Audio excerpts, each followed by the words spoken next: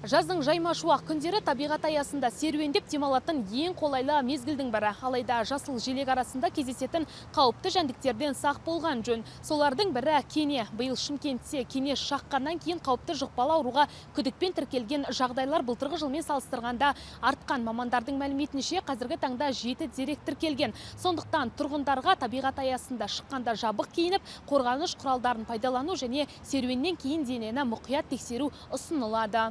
Күн ыстықта табиғат аясына шығатындар көбейген сайын кене шағу жағдайы да жиілей түсті. Биыл қалада маусымдық қатердің алдын алу жұмыстары әдеттегіден ерте басталды. Жыл басынан 733 тұрғын кене шақты деп дәрігерге барған, 4701 кене зертханаға жіберіліпті. Ағымдағы жылы осы Конго-Қырым геморрагиялық қызбасының зертханалық расталған 7 жағдайы тіркелді. Өткен жылы 2 жағдай тіркелген, аурушаңдық 5 жағдайға өсіп отыр. Оның ішінде 14 жасқа дейінгі балалар және жасөспірімдер жоқ, барлығы ересектер. Осы Конго-Қырым геморрагиялық қызбасын алдын алу мақсатында кенеге қарсы залалсыздандыру жұмыстары жүргізіліп отырады. Ветеринариялық қызмет мекемесімен бірлесіп, 2 кезеңде жүргізіледі. Бірінші кезең көктем мезгілінде аяқталды. Енді алдағы осы шілде айының 3-ші 10 күндігінде залалсыздандыру жұмыстарының 2-ші кезеңі басталады.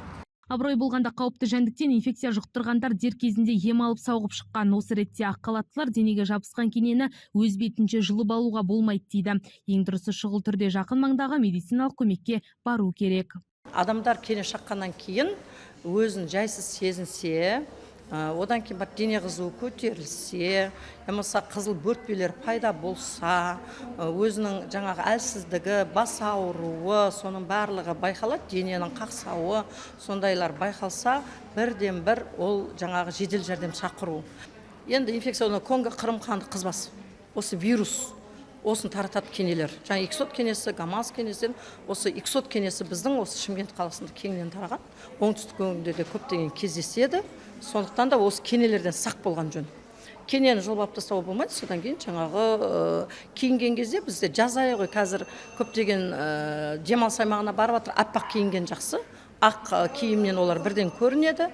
Биыл көктемнің ерте келуі кенелердің белсенділігін арттырған, сондықтан да шағымдар наурыз айының басында-ақ тіркеле бастады дейді дәрігерлер. Кенеге қарсы өңдеу жұмыстары жалғаса береді, ал қауіпсіздік шараларын сақтау әр адамның міндеті. Қарлығаш Байгөбек, Елдар Жүнісқанов, Олжас Құдайбергенов, Әділет телеарнасының жаңалықтар қызметі.